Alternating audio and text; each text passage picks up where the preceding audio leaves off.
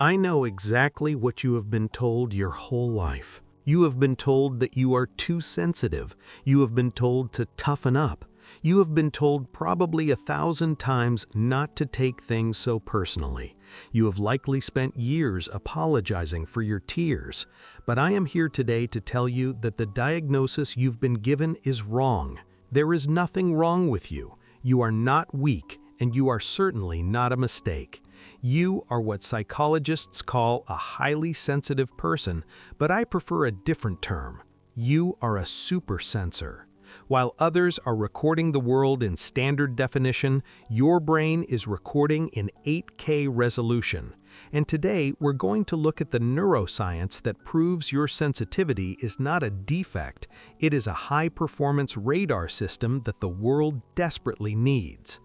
To understand yourself, we have to look at your hardware, because this isn't just a personality quirk, it is biology.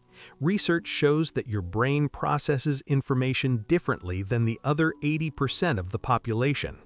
Think of the human brain like a camera. Most people's brains are recording the world in standard definition, maybe 720p. It's a good picture, it's efficient, it gets the job done without taking up too much memory. But your brain is recording in 8K resolution. Neuroscience has identified 3 specific upgrades in your hardware that explain why life feels so intense. First, your brain lacks a filter. Neuroscientists call this low-latent inhibition. Most brains are designed to ignore 90% of what they see to save energy. They treat the background noise as irrelevant, but your brain treats everything as relevant. You process the texture of the chair, the hum of the refrigerator, and the mood of the person sitting next to you all at once. This is why you get overwhelmed, but it is also why you notice the beauty, the patterns, and the solutions that everyone else misses. Second, your mirror neurons are hyperactive. These are the neurons that allow us to empathize. But for you, you don't just understand that someone is sad, you physically feel their sadness in your own body. You are not imagining it. Your brain is literally simulating their emotional state. You are an emotional sponge in a world full of spills. And third, this leads to the most misunderstood feature of your hardware: depth of processing. Psychologists call this the pause-to-check strategy. In a conversation or when making a decision, you might feel like you are slower than others. You might beat yourself up for hesitating or overthinking. But here's the science. You are not slow, you are thorough. While others are engaging in shallow processing, just reacting to what is right in front of them, your brain is engaging in deep semantic encoding. You are unconsciously connecting the current moment to your past memories, predicting future outcomes, and analyzing the meaning behind the words. You aren't hesitating because you are confused. You are hesitating because your brain is running a complex simulation to ensure the best possible outcome. That is not a bug. That is high-level computation. Now, you might be asking, if this makes life so hard, why did evolution keep this trait? This is the most important part.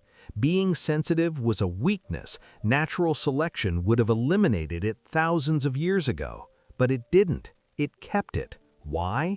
Because the tribe needs you. In ancient times, the warriors, the non-sensitive majority, were essential for hunting and fighting. They were bold and risk-taking. But a tribe of only warriors would die. They would rush into danger without a plan. The tribe needed royal advisors. That is you. You were the one who noticed the weather changing before the storm hit. You were the one who sensed that the neighboring tribe was lying.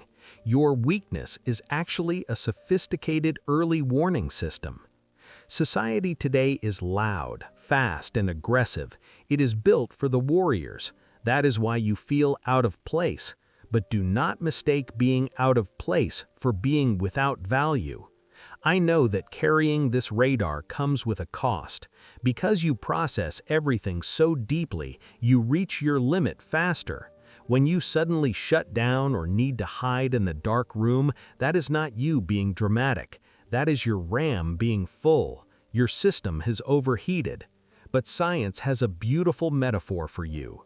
Most people are like dandelions. They are resilient. They can grow anywhere, in a crack in the sidewalk or a beautiful garden. They are fine regardless of the environment. But you are an orchid. If you try to grow in a harsh, noisy, or toxic environment, you will wither. You will struggle more than the dandelions. And for years, you've probably blamed yourself for not being a dandelion. But the research shows something amazing called vantage sensitivity. When an orchid is placed in the right environment, with the right light, the right soil, and the right care, it doesn't just survive, it blooms with a complexity and beauty that the dandelion can never achieve.